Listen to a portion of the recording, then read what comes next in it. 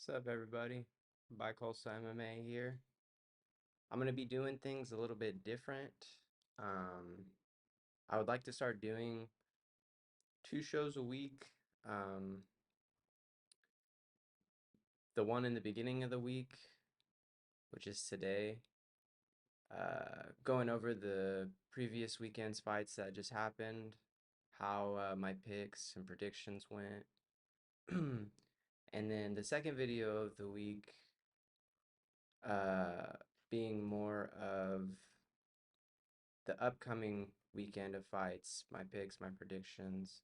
And then in both of them, also having some MMA news that, I feel like covering. Um, and I'm going to be also changing a little bit of the format, as you see, where I'll be sharing, my computer screen and showing certain things that make it a little bit easier for you to see what I'm talking about, and that may give better insight into what I'm talking about. But enough of that. Um, if you can, subscribe to my channel, like this video, and share it with everyone you know. Um, Trying to grow this into something that I can be happy and proud about. So I know it's going to take time, uh, but the only way I will grow is through you guys. So please, if you can help me out, I appreciate it. All right. So I'll start off with how my picks uh, and predictions went for this past UFC Fight Night Almeida versus Lewis that happened in Sao Paulo, Brazil. Um, Let me just make sure that this is, yep, okay. So we'll start off. The first fight that happened was a lightweight bout between Cayuye Fernandez and Mark DeCasey. In my prediction, I had picked DeCasey, and I had said that I thought he needed this win and that this fight was maybe going to be a little bit more of a boring fight, that DeCasey was just going to get the job done by any means necessary. And it's pretty much exactly what he did. He ended up winning in a split decision, which I thought was a little bit crazy. But again, nowadays with everyone seeing kind of how judging goes, is it too much of a surprise? No, not really. But one of the judges did have it 30-27, which I thought that's what it should have been across the board. Um, but yeah, Fernandez wasn't able to get back up each time that he got taken down. He just kind of accepted the positioning, and he did look for some submissions at some points, but um, he just waited around too much for a submission opportunity to happen, and got controlled a lot in this fight. Casey had a couple good Hail Marys that he threw in terms of striking. He threw a couple overhands that, he put a lot of power into, and he was able to connect with maybe Fernandez being worried about getting taken down. Fernandez looked really good standing up when he did, and that's why DeCasey took him down so much, because he probably knew it was a little bit much for him to be standing and trading with him. So what I predicted pretty much happened on that one. Um, with Eduardo Mora and Montserrat Ruiz at strawweight, I went with Eduardo Mora winning the fight. She ended up doing so. Uh, Made it look pretty easy. She got the TKO finish in the second round. I feel once she got adjusted into her being in the UFC and fighting a UFC talent, she then put it on Ruiz and ended up getting the finish.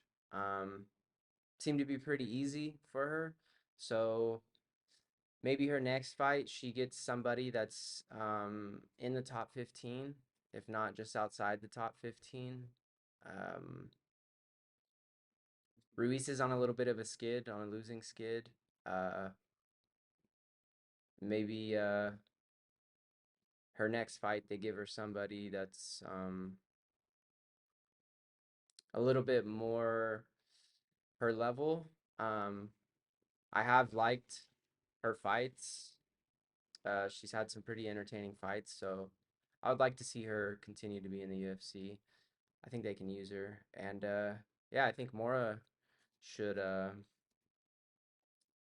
get a little bit tougher of a challenge her next outing. If not top 15 opponent, right outside of it. And I think with getting that experience of having a little bit more of a challenge will be very valuable once she starts making a push to get into the top 10, top 5, uh, and to the belt if, you know, if she can get there. The next fight was Angela Hill versus Denise Gomes at strawweight. I had went with Denise Gomes on that one.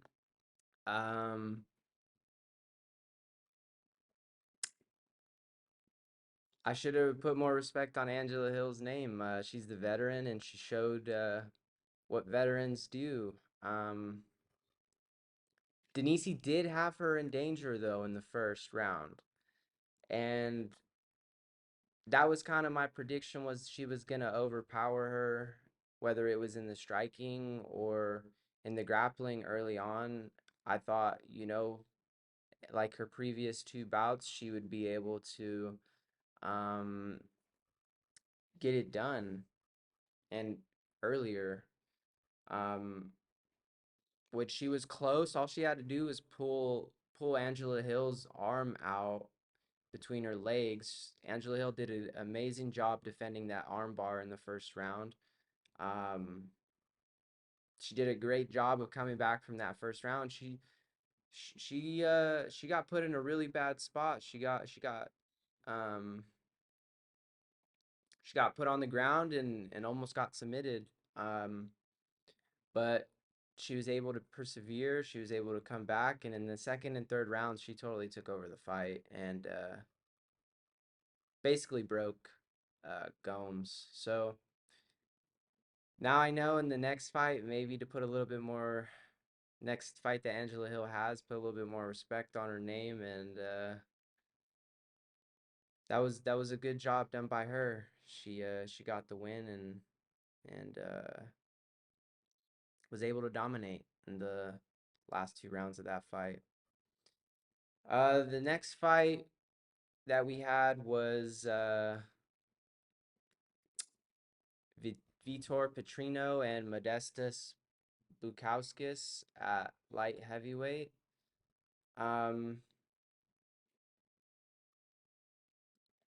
This fight pretty much, happened in the way and fashion that I thought to an extent. I did kind of see it maybe coming, the finish may be coming more from uh Vitor taking Modestas to the ground and getting a submission.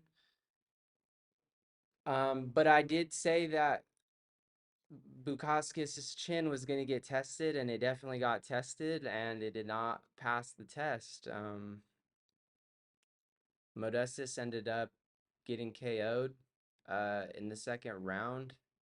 Um, Vitor was hanging back. It seemed like, he was trying to conserve energy, not really trying to empty uh, the gas tank.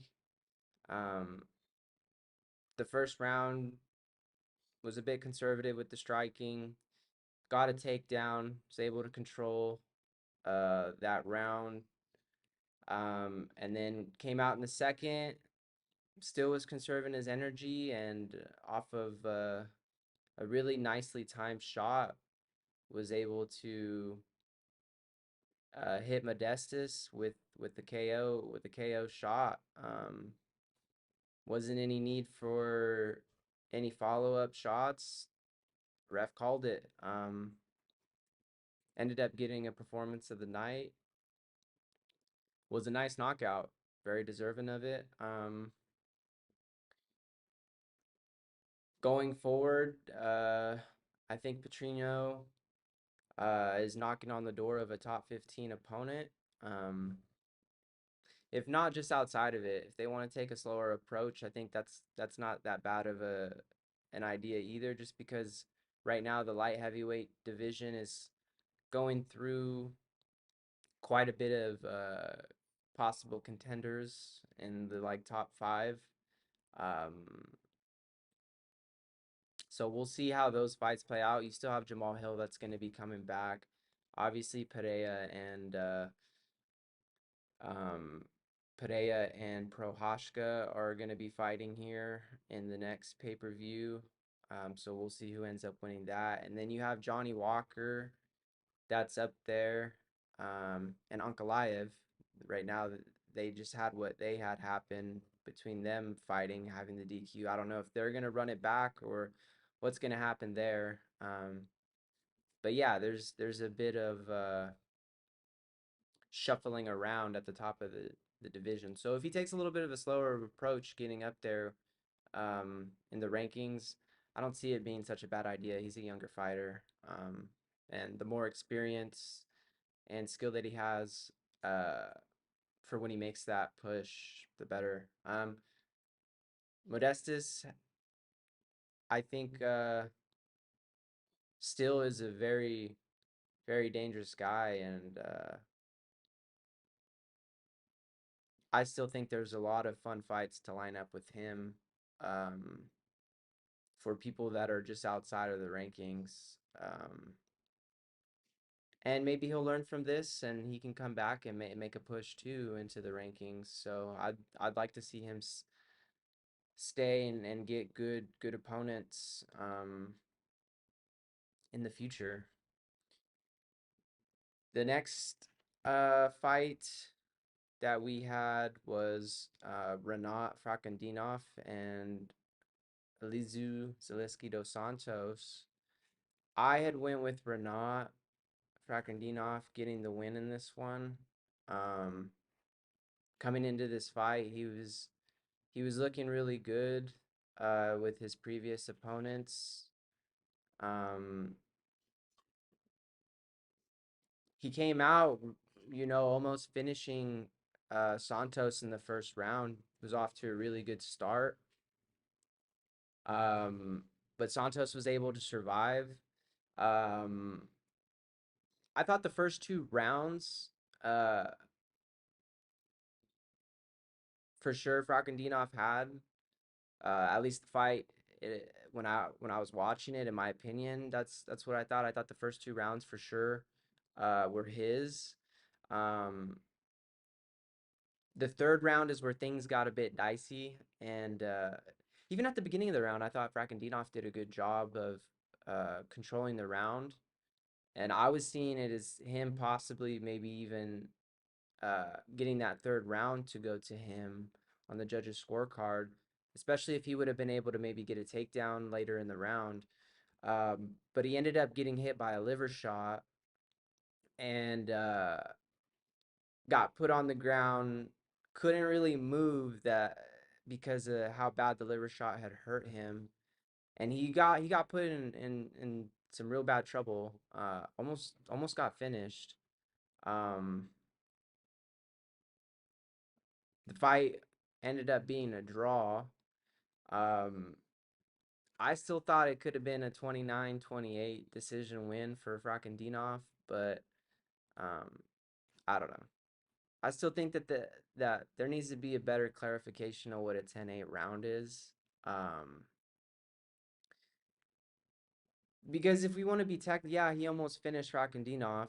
Uh, he didn't have him like that the whole entire round. Usually with the 10-8 round, it's like a dominance of the entire round.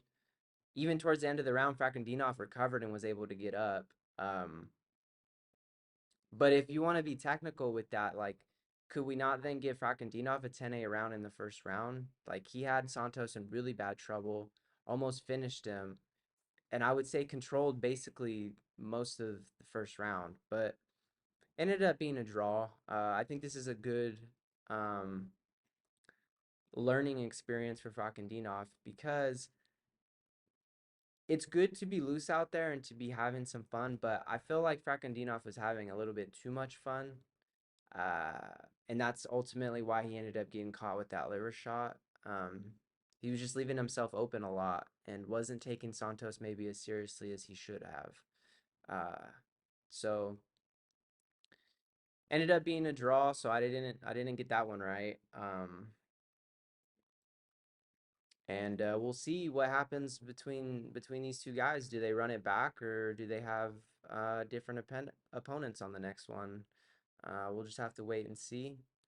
I think both of them can have um, exciting fights lined up for them if they don't uh, end up having the rematch.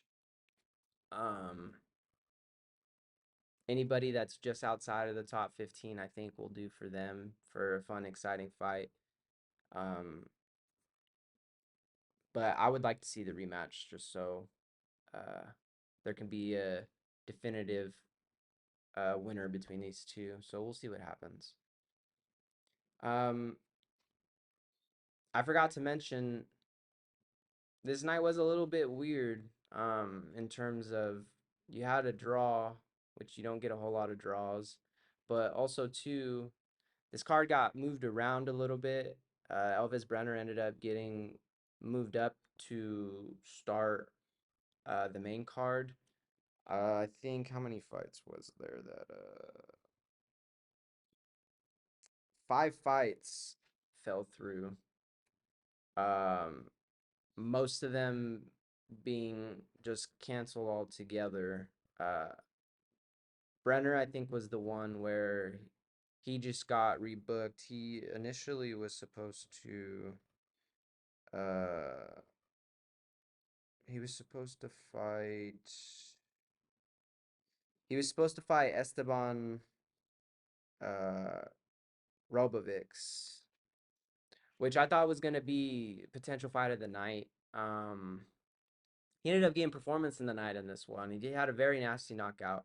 I had Brenner to win when he initially was matched up against Ribovics. Wasn't able to put my input uh, on what transpired for him, the opponent that he ended up gaining, but I still would have went with Brenner. Um, but he ended up fighting Kainen Trusky. Sorry if I'm butchering that, but he ended up having a really, really crazy knockout. Basically, completely shutting off Kruiski's lights. Face planted and didn't move for I don't know, probably a good like 20 seconds or so, if not more. But yeah, hit him with a really nice shot. Um, it was kind of weird the way that it hit because he hit him on the weak side, but he hit him right on the temple, and it just put him right out. But ended up getting a performance of the night, well deserved. I think it was the craziest knockout of the night, and Uncle Dana likes having those kinds of knockouts, especially the way that they end up getting put all over the internet. It's good exposure. So he ended up getting that bonus. So good for him. Um, and he looks really good. I hope that Brenner in his next fight he gets somebody in the top 15. I think he's deserving of it. I think he's showing that he can come out to fight, and he's got that power in his hands. He can knock people out. Um, and hopefully Krachewski is he's okay, and maybe take a little bit of a break until his next fight. That was a pretty nasty knockout. Give his brain a little bit of a break. to recover before getting back in there. But hopefully he's all right. The next fight, um, we had Caio Barallo versus Abus Magomedov, which I had Barallo in this fight.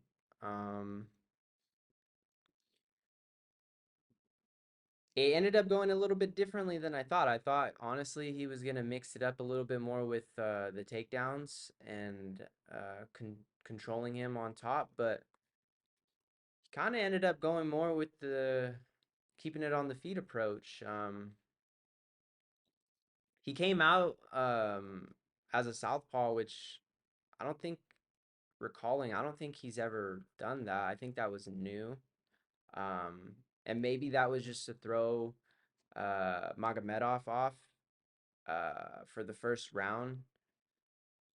So that way he kind of didn't know what was going on. And then, like I had said in the previous video, Magomedov's gas tank kind of uh, isn't the greatest. After the first round, he slows down a lot. Um, and you even seen in this fight when the third round came around, like he looked like he was tired and he kind of looked like he didn't want to be there so much in terms of with how exhausted he kind of seemed to be already in the third. And it seemed like in the third, Barallo was coming on very strong. Had him in danger. Um, maybe if he would have had a little bit more time, uh, maybe he could have got a finish. But Barallo looked really good. I thought him standing with Magomedov was going to be too much, and I thought he was going to lean more towards getting takedowns, which he got a couple. Um, one of them came from him knocking Magomedov down though, on the feet in the third. But um, he looked really good. I think his next fight, I know he called out Duplessis, but I don't know if he's gonna get that. I don't know um, if he's ready for that quite yet. That's a little bit of a big jump. Um, is it possible for him to get a fight like that and maybe win? Yeah. But maybe he should slow it down a little bit. Maybe get a top 10 or just outside of the top 10 opponent. Looked really good. Looks like he's coming along.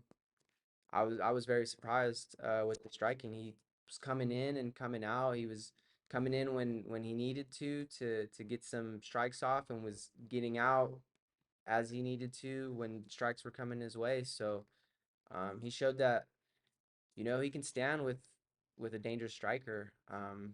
Magomedov has lost his last two.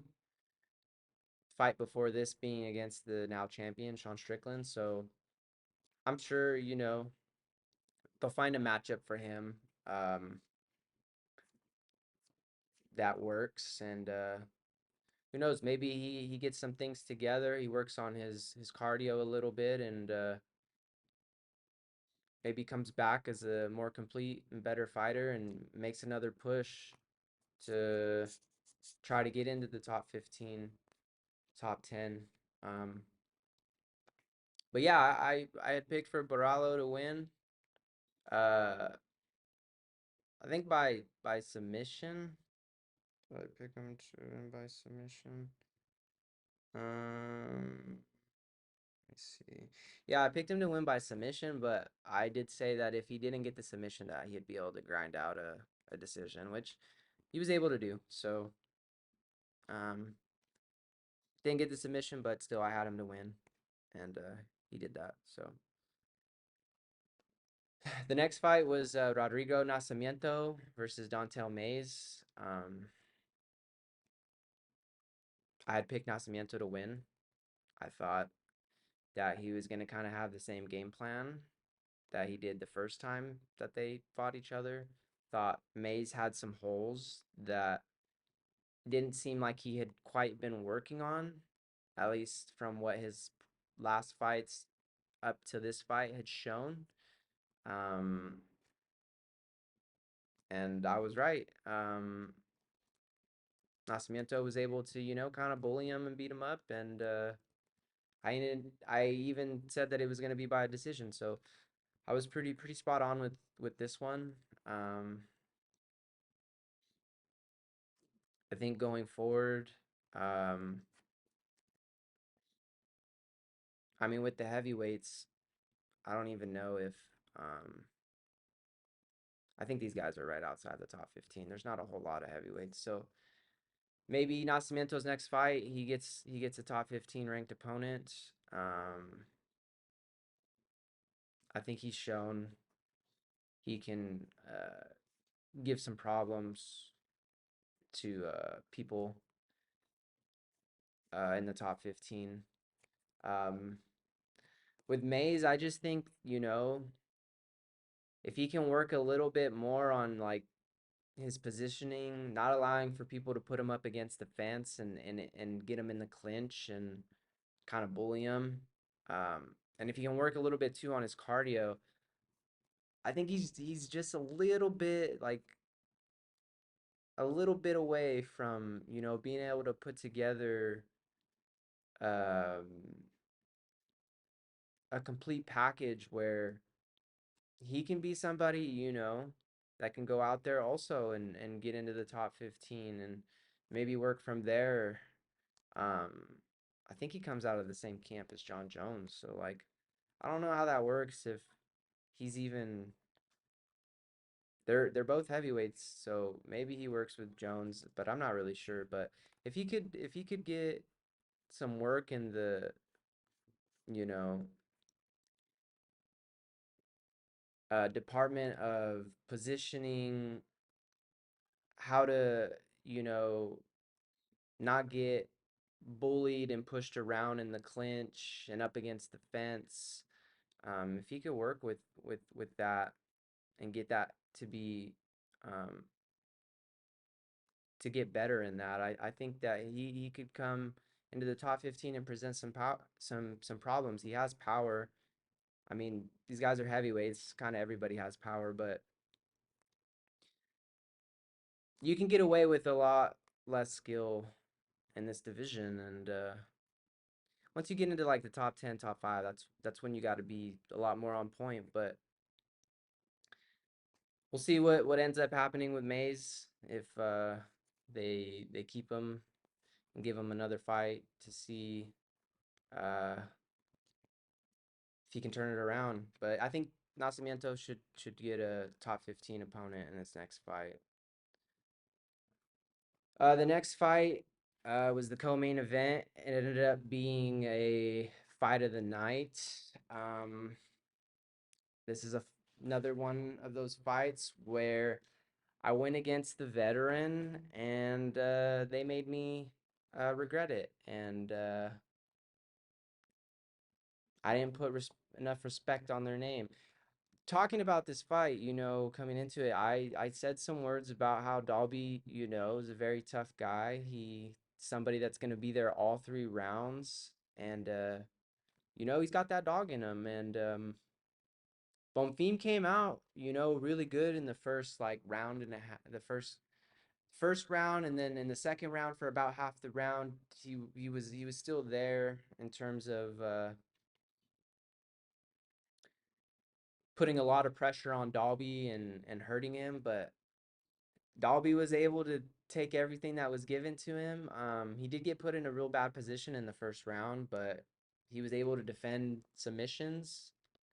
Was able to take a little bit of a beating in that first round and a half, and basically made it a race with Bonfim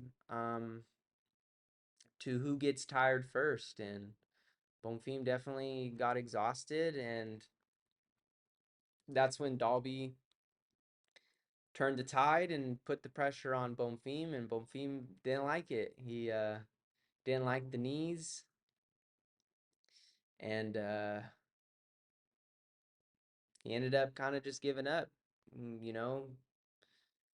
Uh, cradled up into a ball on the ground, and didn't defend himself, and Dalby ended up being victorious. He ended up having more of that veteran mindset.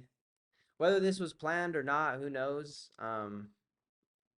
I mean, I would kind of say that it was in a sense, just because Bonfim hadn't made it out of the first round in his previous fights. So I'm sure Dalby knew, hey, let this guy kind of tire himself out, and I'm gonna still be there all 3 rounds.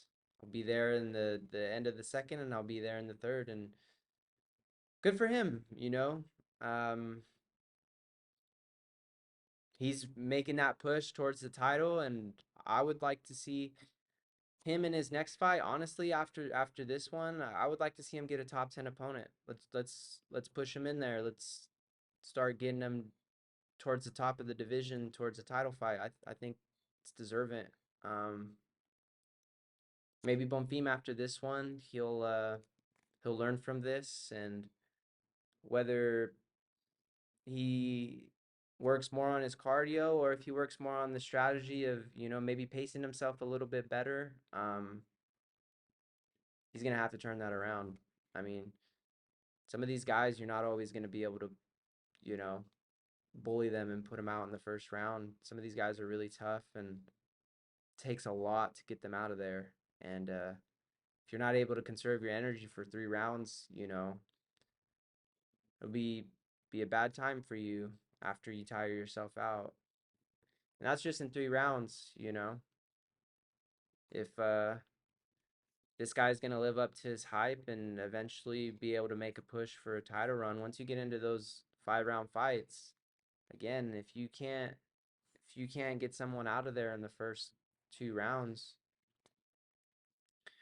then you're gonna have to have a gas tank to be able to last you for a minimum of 15 minutes, up to 25. So maybe he goes back and works on these things, and comes back better, and can make a push to get in top 15, and get up in the rankings and make a push for a title fight. I think welterweight division is pretty stacked, and there's a lot of exciting fights and matchups, but definitely at the top of that division, a lot of those guys, they got a lot of cardio, so he definitely has got to work on that. So we'll see what happens. Hopefully, Dalby, I would like to see Dalby get a top 10 opponent in his next fight. And then the main event, we had Jailton Almeida versus Derek Lewis, which in this one I had Almeida winning, but I had him winning by submission in the first round. I was really shocked and surprised in this one, and I'm sure a lot of people were. Um, I thought this fight was going to be, decided in the first round, if not like in the second, but I did not expect it to go all 5 rounds. Very surprised by the way Lewis was able to basically uh, negate Almeida's grappling and submissions. There was a couple moments where, Lewis definitely had Almeida worrying, and there's a few times in that fight where I thought, man, Lewis might right here turn it around and get a finish right now. Almeida definitely did not want to stand and strike with him, which, you can't really blame him with the power that Lewis has in his hands. Um, Definitely was worried about getting put out. Um, Towards the end of the fight, it looked like he was getting pretty tired with, in Almeida's sense, got pretty tired with taking him down every round, and looking for submissions somewhat. Again, this fight didn't quite go the way I thought. It ended up being a little bit underwhelming. I thought that there was going to be a finish in the first round. Um, but Almeida ultimately still ended up winning in the decision. Um, Kind of curious as to what happens next. Um, Maybe they want to see a little bit more from Almeida, they'll give him another fight to see if he's ready to get into that like top 3 or get a title shot. Again, it was a little bit underwhelming. Um, and it's hard to know like what does Almeida's striking look like if he's forced to stand and strike. Um, Obviously, in this fight, like I said, I can give the benefit of the doubt. Lewis's striking is very scary. He can, if he touches you, he's putting you out. So maybe Almeida didn't want to, he didn't want to find out. So the next fight, I would like to see if a fight can be made where he's forced to strike a little bit, see what his striking looks like, um, to see if it's on a level where he can strike with one of the top guys, whether it's somebody like Aspinall or Pavlovich or even a John Jones, because I think those guys are going to have a little bit better of takedown defense than what Lewis had. Um, and for Lewis, I mean, I would like for them to give him in his next matchup maybe somebody that's going to want to play that game a little bit more, that will want to stand uh, and bang with him. Um, Lewis is very entertaining, so whoever they end up matching him up with, either way, um, it'll be a fun night. Any card with him in it's a fun night. But it'd be nice to see him get somebody that he can stand with and maybe push his record uh, of most knockouts one more to make sure Matt Brown isn't able to tie it or surpass it even. So we'll see what happens with both of them. We'll see what happens with the heavyweight division. I mean, we got what just happened with John Jones and the Stipe, that fight getting canceled. Are they still gonna fight? Is this interim belt fight with Pavlovich and Aspinall? Are they just putting themselves in a position to wait around for that fight still to transpire? Who knows? We'll see what happens in the coming future. But um, I think Almeida, before he can make make that a shot for the title, he's got to fight and beat someone else in a more dominant fashion. And I would like to see it coming from striking, just so that he can show he's a very complete fighter. But yeah, that was the fight. That's what happened. Again, it was a little bit of a weird night. 5 of the fights fell through. But I didn't do too bad with my picks. We had the one draw, and then 2 of them didn't go my way. Um, with me disrespecting some veterans. So maybe next time I'll put a little bit more respect on their names. But now I'd like to talk about a couple topics that I think are worth talking about. Um, there's been a lot of controversy lately with Ariel, um,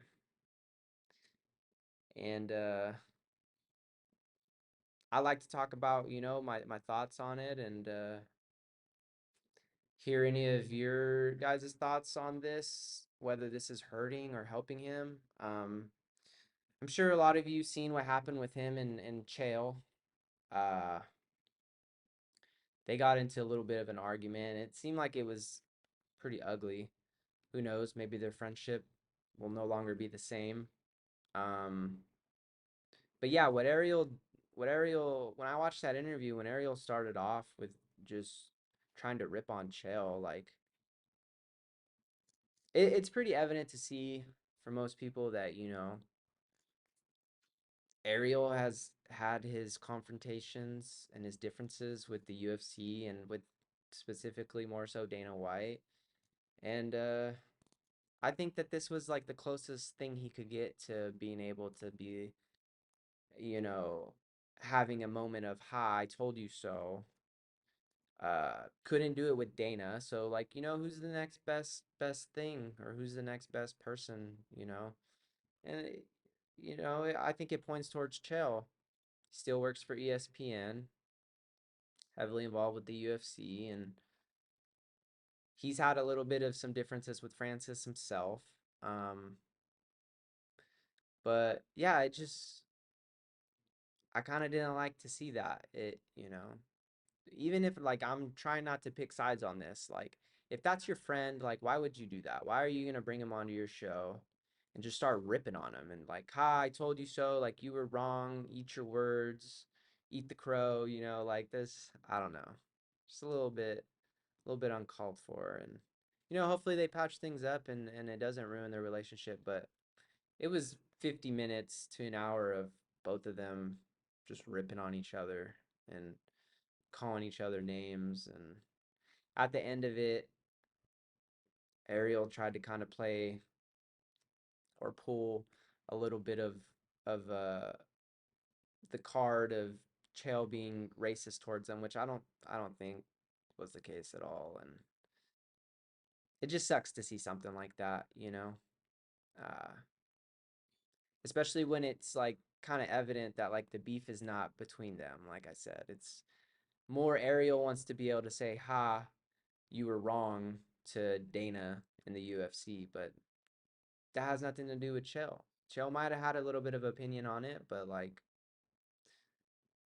ultimately that's your friend, and you know, shouldn't do that to your friends. So you had that, and then Ariel ended up coming out and announcing that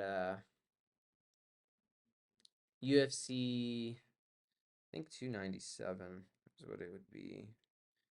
That UFC 297, here we are. Yeah. UFC 297, he had said that UFC 297 was going to add Makachev and Oliveira too. It was going to be headlined by them.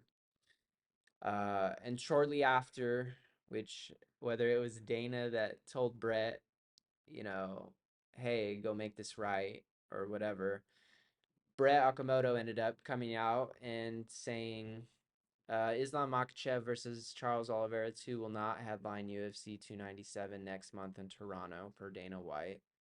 As of now, to be Oliveira does appear to be the most likely 155 challenger. Although White tells ESPN anything is possible, it's whenever both are ready. Um, and then a little bit later, he ended up adding Makhachev's manager, Ali Abdelaziz, tells ESPN he has informed the UFC the earliest Makhachev will be ready to defend his title is March 9th, which is a little bit interesting for that because, that allows him to sit back and wait for, to see what happens. You have, which I'll get into that in a little bit right now. So, but I did want to show that uh, Ali and Ariel then ended up having some exchanges as well. Um, he ended up saying fake news to Makhachev fighting Charles Oliveira in January. He then said, "Guys, please don't listen to people. Can't even get credentials to UFC events. Fake news." And he threw in a little bit of a word that not very nice. Which with this, where I'm kind of going with this, and then he ended up too saying Charles Oliveira doesn't deserve nothing, just engage next. But where I'm going with this, with the whole Ariel thing is even after this too, I ended up seeing a clip where former light heavyweight champion Jamal Hill weighed in a little bit. Him and Ariel also had a little bit of, some beef just a couple months ago. Um, is Ariel becoming too much of a heel? Is that even what he's aiming for? Um, is this gonna help him with views? Um, or is this gonna hurt him? Is he gonna, tarnish some relationships that maybe he has with people in the UFC and maybe in the MMA scene in general? I understand he feels like he's been attacked in the past and that he has to defend himself and that he has to call people out for whatever reasons. But is it going to help him, you know? Maybe this gives him more clickbait and maybe this drives his numbers upwards. But again, like I said, at what cost? Is it okay to take that over, maybe the relationships you have with certain fighters and certain managers, um, and certain colleagues in the MMA space in general, other people that are covering the sport. Um, Somebody like Chael Sonnen, I feel like that's a really good relationship to have. Um, and it was a long relationship that they had too. Like they had, Ariel, the show Ariel and the Bad Guy, and like they had a good dynamic going there, So it kind of it sucks to see, his relationship with Chell go in the direction that it's gone. And like I said, going forward, like are more and more people gonna start saying like, "Oh, I don't want to do an interview with this guy. I don't want to work with this guy." That may, down the line become a little bit of a problem for Ariel. Maybe he won't be able to get certain interviews that, he would like to get. Um, I just think he needs to not mind so much some of these people. Like some of these people, they're gonna say certain things to try to get under his skin and whatnot. And I just think, sometimes it's better just to not say anything. And especially when it's like you just want to go and have a victory lap, trying to put all these people down that maybe didn't so much in the Francis category. Like he wanted to go around and put all these people down that maybe didn't believe in Francis. Like there's not really a need for that. Like they didn't believe in him. It is what it is. I think most people going into this fight, like, yeah, they were giving Francis a puncher's chance, but I don't think people thought that he was going to go all 10 rounds with Fury. And in my opinion, I thought he won the fight. So I don't think anyone thought Francis was going to win this fight in a decision. Um, Ultimately, um, were some people wrong in the department of like Francis was correct in betting on himself, and some people thought that, it was a bad decision that he was making leaving the UFC, that he was going to leave a lot of money on the table. Well, obviously they were wrong. But to go out and parade and try to bring people on your show and put them down like that, like I just think that's doing a little too much. Like, you know, how would I feel or like how would Ariel feel if, he got something wrong and everyone's just bringing them on their show and like, "Ah, you got this wrong," and like, you know, trying to do the most to put somebody down or make them look dumb or whatever. Like I just think there's not a need for it. So what do you guys think? Is this good for Ariel? Is Ariel gonna get more business? Is he gonna get more money? Is he gonna get more views? Is he playing a heel now? Is that what he's trying to play the heel? Is there more eyeballs with that? Or is this just him, feeling disrespected and, you know, trying to defend himself in a way that, I don't think is really a road he should go down. But if that's the way he feels, and that's the way he feels. So we'll see how it ends up panning out. We'll see if he continues to kind of ruin certain relationships or if none of that matters, if this ends up just benefiting him and gets some more eyeballs. Whatever ends up happening, I mean, I hope all things work out for him. And I'm not going to say, anything that would make him want to, you know, Not that he would, like, I, I don't have no name, but, seems that he does care a lot about, you know, kind of going through the comments, so to say. So hopefully it all works out for him. I would like to see him and Chael patch things up, but we'll see what happens. Um, Now the next topic that I was going to talk about, which was kind of being discussed a little bit right here with Ali, also too with Brett Okamoto saying that Makhachev's not planning to come back until March. I find that pretty interesting. You have Leon Edwards and let's see right here, Leon Edwards and let me pull it up. Leon Edwards and Colby Covington. They're going to be fighting in December. So December 16th, Edwards and Covington are going to be fighting for the strap. And Covington has been calling out Makhachev. He doesn't have the belt yet, but he's been saying that if he wins, he would like to fight Makhachev to defend the belt against Makhachev, which puts Makhachev in a position to become double champ. Um, which maybe that's why he's saying March. I'm waiting. He's waiting to kind of see. Maybe he won't have a fight booked uh, until after whatever happens in December, and maybe that ends up being, Kobe winning that fight and him being able to get that champ status opportunity. Um, but if not, very interesting with Ali saying, Justin Gaethje's gonna be next. Like, what's gonna happen at lightweight?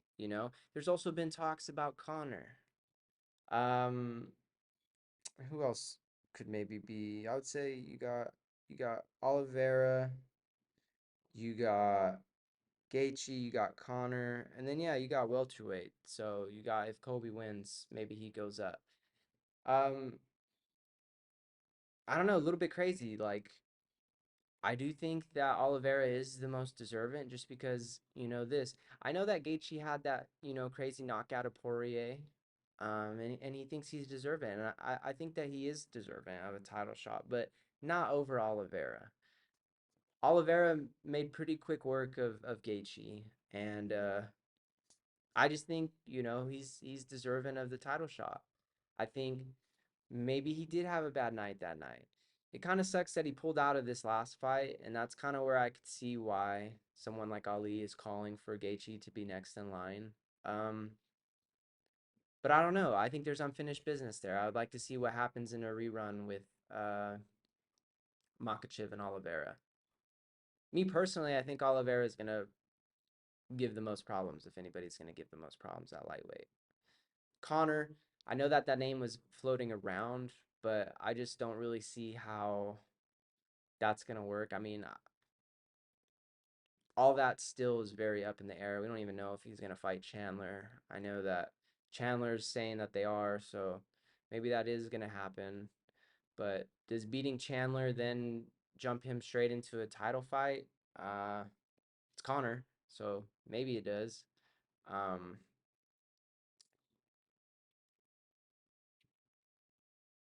but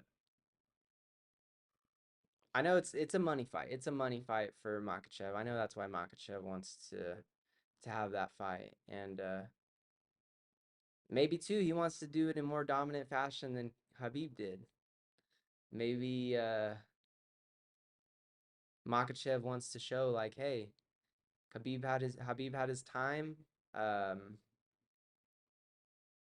but this time now is mine, and look what I can do. I can go against these strike because in the way that he fought Volkanovski, getting him out of there the way that he did, like he's showing, a little bit more of an ability to strike than Habib did. So maybe with fighting Connor, kind of the same approach will be had. He'll try to put him out on the feet. And if he did something like that, I think I would, say then it's obviously you would want to see a little bit more defenses, but if he were to do that, like I would probably then start to lean towards putting him over Habib. And that would be crazy because, a lot of people have Habib up there as being the GOAT, you know. I think Habib would like to see that too. He he talked about how good Makhachev was and how he was, top student of his father and whatnot. So we'll see what ends up happening with that. Whether or not Gaethje ends up getting in there, that'd be kind of crazy. Um, or it ends up still being Oliveira, or somehow Connor is able to, sneak his way in there. I don't really know how that would happen, but with it being Connor, never say never, you know. Big money fight. Makachev knows it. I'd be kind of curious if that does bigger numbers too than what Connor versus Habib did. Um, there's a storyline there, but I don't know if it's as big as the storyline for Habib was. But who knows? Time will tell. But that would be crazy too if he's waiting it out for the March time frame or a little bit further to see what happens with Kobe and Leon. That would be very exciting too, and that would also be an achievement that can start to put his resume together to be uh, above Habib, be champ, which I think he could very much do. I still think it would be a tough matchup, even if it is Kobe uh, and not Leon or however that ends up happening. Like going up in weight like that, and it being a 5-round fight, I think with Kobe, it's a tough night. Even if you can get it done, it's going to be a tough night. Um, but yeah, what are your guys' thoughts on it? You think the matchup's still going to be Makachev Oliveira, or do you think it's going to be one of these other guys? Very interesting. Very interesting to see what happens. Um, Another topic I wanted to brush on is Bueno Silva versus Raquel Pennington getting um, announced for the vacant title at UFC 297. Um, I don't know. I really liked seeing Bueno Silva's last fight. I do think she's a savage, um, and I think she can put on some entertaining fights. And Raquel Pennington is somebody too that um, for the division, she's got some power, and she usually brings some very entertaining fights. But man,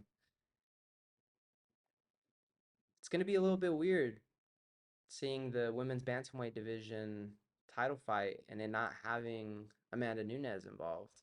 Um, I don't know. It's just gonna be a little weird, especially that's for the last like good amount of years. Like that's who is a part of all those title fights. Like it's just gonna be weird not seeing it. And then on top of that too, for whatever reason, Juliana Pena is still hurt. I don't know if it's still the ribs from when she pulled out of the fight with Amanda or if this is a different injury, but I'm kind of curious as to, why is she not in this fight? Which she ended up having a message for. Before getting to that though, I would like to kind of still stay on this topic a little bit of Raquel Pennington and Buena Silva. I think they're both deserving of this title fight. I don't want to take anything away with what I just said. But again, there's been so many years where uh, Amanda Nunes has been the one defending that title. If not, Pena had that one win over her where she defended it and then ended up getting beat pretty badly in that second fight. And then the third fight didn't happen, so we kind of didn't get any answers to who was the top dog in that division. And then the title gets vacated, and then the first fight that's happening doesn't even include Pena either. Um, I still think this fight's going to be a really, really exciting fight, though. And I think that these two girls, when Pena is able to come back, I think that they can give her a tough time. Um, but after seeing what we've seen lately from Buena Silva, she's a savage. And I think it's a little bit early to make my prediction. I would like to do a little bit more video breakdown and studying of these two, but I wouldn't be surprised if Buena Silva is able to win this title. And then if Juliana Pena does end up fighting her, I wouldn't be very surprised if Bueno Silva is able to defeat her also. But um, let's go to what Juliana Pena ended up saying about this fight getting announced. Let's see here. She ended up saying, "I'm injured. I will fight the winner. My next fight will be for a title, guaranteed. I feel bad not for myself, but for the fans that are being force fed this horrible fight. What a disaster." Which, I mean, that's how she feels. That's how she feels. Again, it's kind of one of those things. Well, what's going on? Why are you still hurt? Why are you not able to make this fight? Um, are these some words that she'll end up regretting later? Like I said, if she ends up fighting whoever the winner of this is, um, she's been talking a big game lately, and I think these are another one of those instances where like, are you playing kind of a heel to get more eyeballs to tune in? I mean, it obviously works for some people, um, but when you talk a big game like this, just like in the rematch between her and Amanda Nunes, you talk a big game and then you end up getting beat pretty badly, you know. She probably doesn't care, but it makes it a little bit more embarrassing, you know. You talked a big game and then you came out and you didn't do anything of what you said, you know. Um, and I don't think that this fight's gonna be a bad fight either. Like, force fed this horrible fight. Like, again, I think in general with most of uh the fans, either way, it's gonna be a little bit weird because Amanda Nunes is not defending the belt. She's not even in the title fight at all. So now you have these new, well, I wouldn't say new, but Bueno Silva is more of a new up and comer, but like Raquel Pennington's been around for some time. And then you have Juliana Pena. If she's guaranteed that title fight, I mean, I don't think that that's such a bad idea for her to whoever wins this fight gets the next shot. But at the same time, too, you know, like look what's going on with Oliveira. Like if Oliveira doesn't get that that fight rebooked, it's kind of one of those things. Well, like you pulled out of that fight, the last one with Amanda Nunes, and then you still weren't good to make this fight either. So I don't know. She's definitely talking a big game. She's out here with like the memes and whatnot, like right here, like Canadian UFC fans seeing Pennington versus Bueno Silva announced for Toronto after getting Nunes versus Aldana last Canada card. But it's like, yo, this is kind of a little bit of your doing. You pulled out of that fight, and you're not making this fight. So, like, is what she's saying valid? I don't know. And also, too, like, again, with the whole heel, heel card, like, is that what she's doing? Like, I just feel at times it's a little bit cringe, doing a little bit too much. But maybe that's what she wants. She wants people, because whether or not it's people rooting against you or for you, you're getting those eyeballs. So I don't know. What do you guys think? Do you think like her saying these things is justified, or is it just being a hater? Because she even had a lot to say too. Like I remember seeing like some footage where like after Amanda won and was retiring and whatnot, like she was saying all this stuff about like Amanda, like how like cowardly it is for her to be retiring and that like she can't cement herself as like a goat or whatever. And like I think she even said something about like you can't even like compare her to somebody like Anderson Silva or something like that. Like you can't put her above that or whatever. It's like, yo, she was champ and defended both those titles a lot. Nobody ever really gave her any problems. The only time was that one fight with Juliana Peña. But she, in my opinion, she corrected it. She came back and destroyed Peña in that second fight. Who knows how the third fight would have went? I think it would have went something of the same. Maybe not. It's only speculation. But again, talking this big game and having all this to say when, especially with these last two title fights, like you're not in them because you're not in them. That's on you. You didn't want to fight in the last one. You pulled out. And you're still, I guess, injured. I don't know. You don't want to fight in this one either. Like, again, I don't even know. Like, I haven't really seen anything to say, like, what even the current injury is, if it's still the ribs or what it is.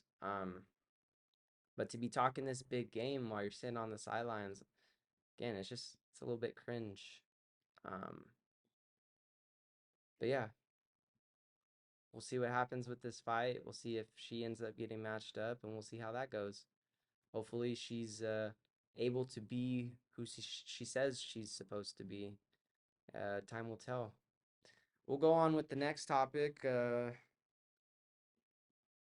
wanted to talk about Nate Diaz. So, if he does make a UFC return, I don't think that the boxing fight with the him and Jake Paul, the rematch, I don't think it's gonna happen. Maybe it does. Um, let's go to his, which I found kind of interesting. I went through his page the other day and like with like the whole like misinformation thing, like they have it on this uh right here, the rematch, and then you have like this readers added context, and it's like this is false and an opponent hasn't been decided, and which is kind of crazy because December 15th is coming up here pretty fast. We're getting this weekend coming up, will be a month away basically.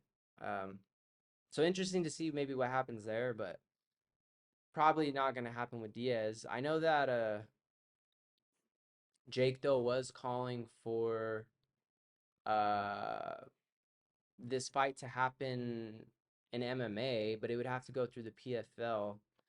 And so this is what Nate had to say about it. Uh he says he's talking like he wants to fight.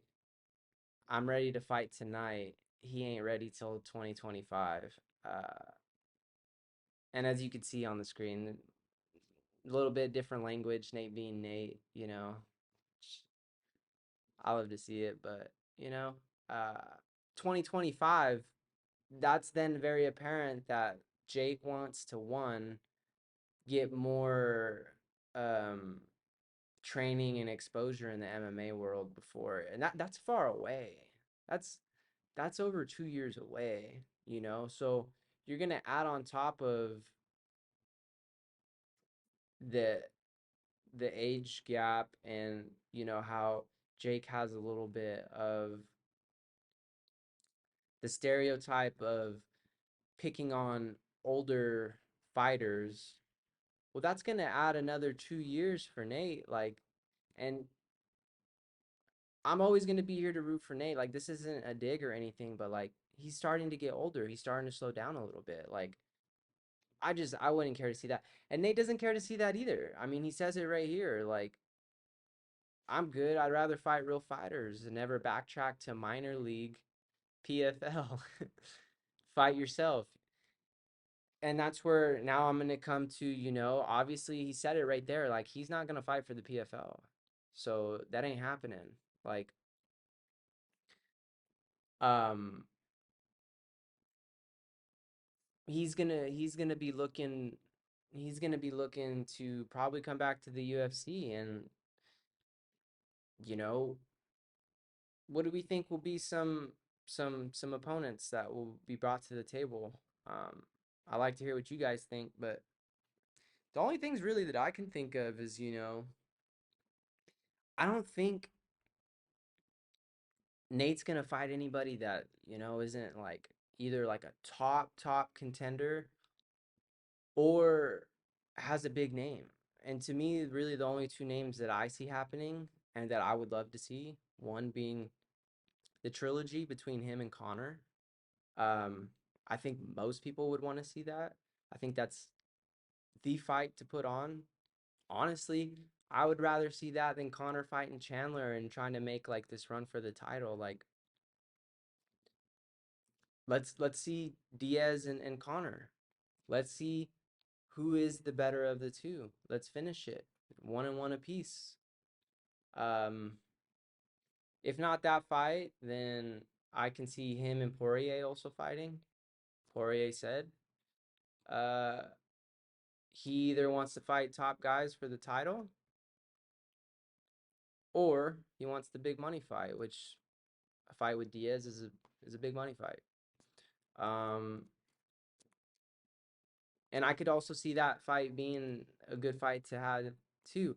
I could see Nate running this fight and trying to get that win to then be able to, laugh at Connor and be like, I beat this dude that you lost to these last two times. One of them being getting knocked out by this guy. What's up? You know what I mean? And then maybe that sets up a trilogy between them. I don't know. This is just me, making a little bit of a prediction of what could happen. Like that would be an awesome storyline if that happened, Him and Poirier fight, he gets the win over Poirier and then tells Connor like I had to, clean this up for you. Now me and you need to have the trilogy and settle it, if not, the only other person I could really see like having a fight with Nate is like a Kevin Holland. But I don't know if he would want to fight Kevin Holland. Like I said, Nate's more interested in fighting those big names that are gonna make a big fight, or a top contender, somebody that's, he gets that fight and that fight puts him into a title shot or close to it. So either way, I want Nate to come back to the UFC. If he does come back, I in the past tried to make it to see him uh live and ended up falling through. It was the card. I think it was a Houston card. Whatever the card was that had Nick on it with Robbie Lawler, I'm pretty sure it was that card. He was also scheduled to be on that card, and then he ended up kind of getting an injury where he got pushed to the next pay-per-view. Whatever that was, I tried to go. I was able to see Nick fight, which I'm glad I got to see Nick fight, but that wasn't him.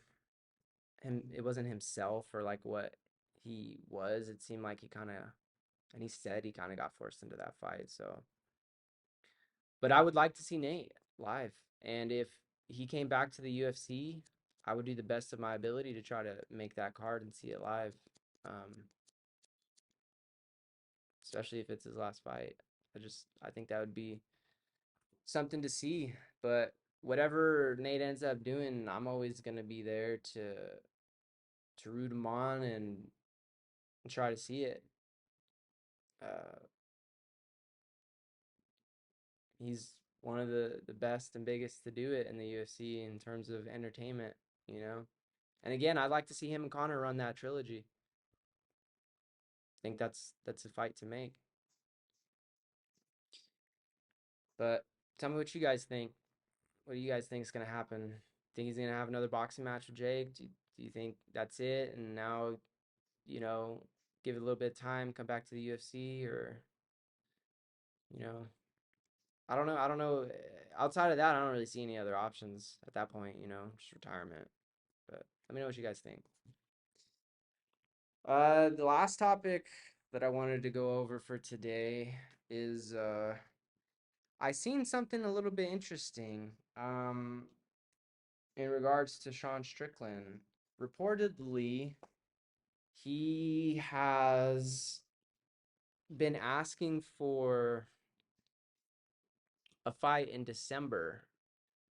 Um, and on this link, it was an interview. I clicked on it to see what it was. And it's some coach, which I don't know, like, take this with a grain of salt. How would this guy even know this? I don't know. He's not his coach. Um, he's Manon Farrat's coach, which she's the fighter that just recently fought Rose Namajunas and beat her, with Rose going up in weight to featherweight. But they're talking in French. I clicked on the interview. They're talking in French. It's an interview where her coach and the reporter or the interviewer are speaking in French. And he does say Sean Strickland's name. I'm not a French, an expert in French, or like could sit there and listen and know what they're saying. But from what this Reddit thread is saying is that he said he was told on a phone call that Sean Strickland wanted to fight again in December.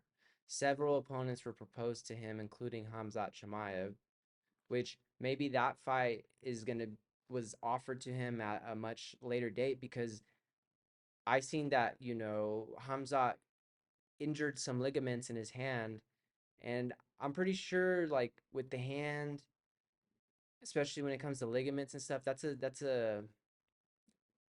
one of those injuries where and I could be wrong here, I'm not a doctor, I don't know, but from seeing some people that had injuries like that in the past, they've said, it's one of those injuries that kind of takes a while to heal, because your hand is one of those places where it's just really hard to get it to heal, especially with like the ligaments or the little bones in your hands and whatnot. Um, so I figure if Sean's wanting to fight in December, maybe that's not enough time for Hamzat, especially with the fact that Hamzat would have to train for a 5-round fight. And we've seen how Hamzat has tired himself out in 3-round fights. Like, he's really going to have to prepare for a 5-round fight, because if he doesn't get it done in the first round, having a 5-round fight would be pretty bad for him. I think he would get pieced up, especially by somebody like by Sean. But Sean chose another opponent, so they're not disclosing who it is. So if he does know something, I think that's a little bit smart, because Dana definitely doesn't like when people drop insider information like that. He actually gets very angry about it. And this guy, is probably playing it smart, not wanting to get on the UFC's bad side or Dana's bad side, not just for his fighter, but for himself. But it says probably DDP, which Dricus Duplessis. If I had to guess, other less probable options would be Adesanya rematch, which I don't.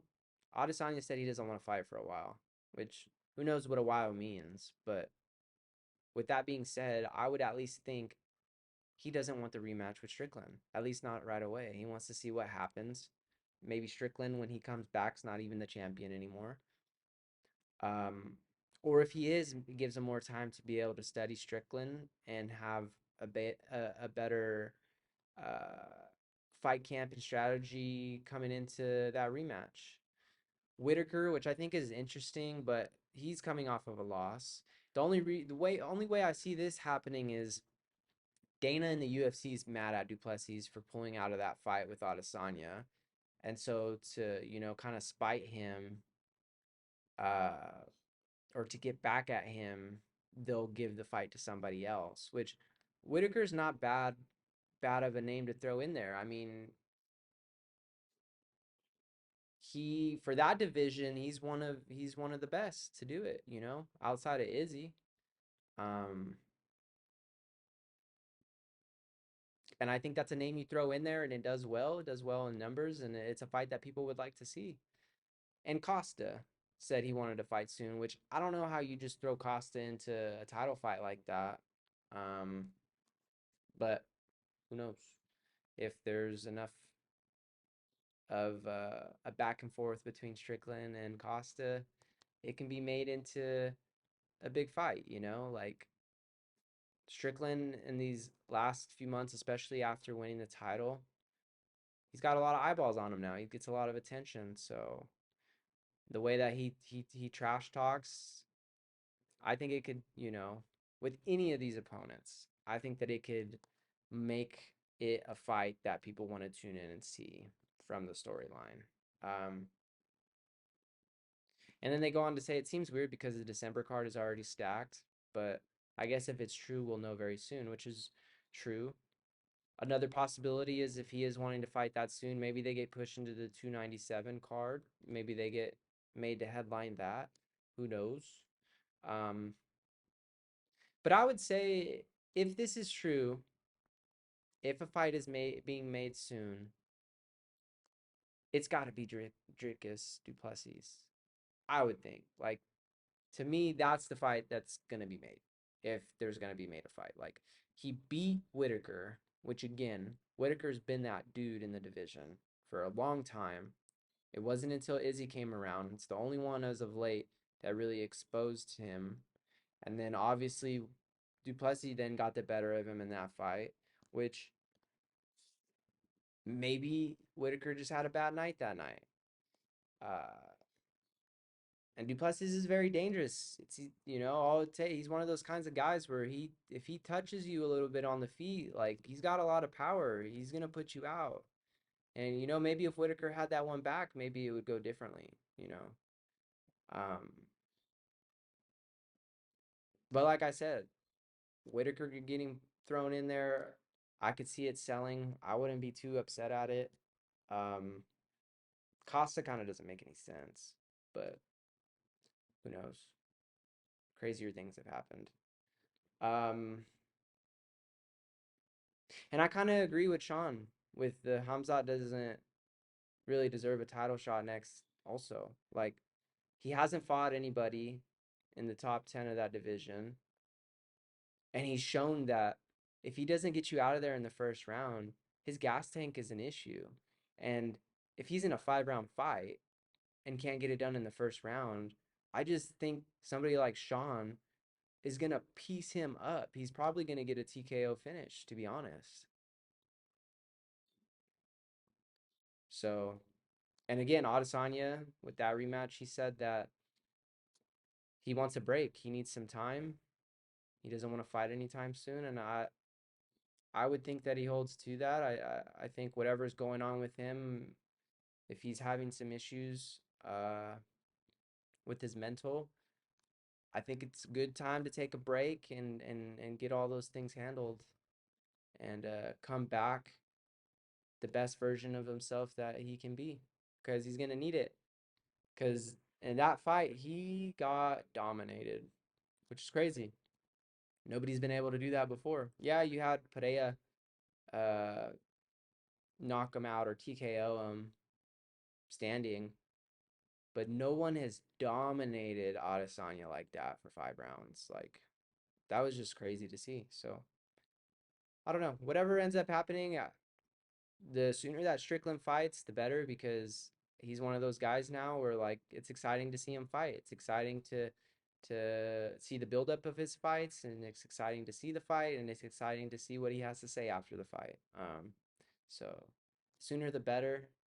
I think if they were gonna pick an opponent for it to be in December or even January, I think it would be Duplessis. Like Duplessis should be good now, should be healed up, should be able to go. It makes sense. But tell me what you guys think. Um, so that's gonna do it for today's show. Like I said, things are gonna be a little bit different going forward. I would like to do 2 shows a week. The one at the beginning of the week being where I go over the previous week's um, fights and how my picks went. And then the second show of the week being the upcoming weekend's fights, um, and also having in between both of those, having some news that I would like to go over. And then I also might drop clips here and there if there's some breaking news that I would like to go over with a smaller clip. But comment and let me know what you guys think, if you guys, like the sound of that, or if you guys would, prefer something else. I'm open ears. Um, and I'm just happy that I started this. I'm going down this journey. Um, I'm not having any expectations with this. I just want to do this for fun. But if I'm able to get support from all you guys, through you guys, it's going to be you guys that are able to help build this, make it something that I can be happy and proud of. Um, I'm open to hearing your guys' opinions on, if you guys would like certain things in these videos. Because again, you guys are going to be the ones that are able to help me uh, gather a following with spreading my videos and liking them and subscribing and just being able to get me more on the algorithm, get my content out there. So I'm still a little bit, getting things together, like with social media and stuff like that. Hopefully here pretty soon. I think I already have my Instagram link uh, on my YouTube page. But I'll get all those things together. I'll start having more of a presence on there. Um, and I'll be able to, spread my page around more. But again, I want to thank all of you that are here watching now.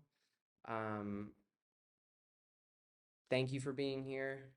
Again, I ask if you haven't already subscribed, like this video, and just help spread this page, help spread my channel. And I'll see you guys soon. See you on the next video. Peace.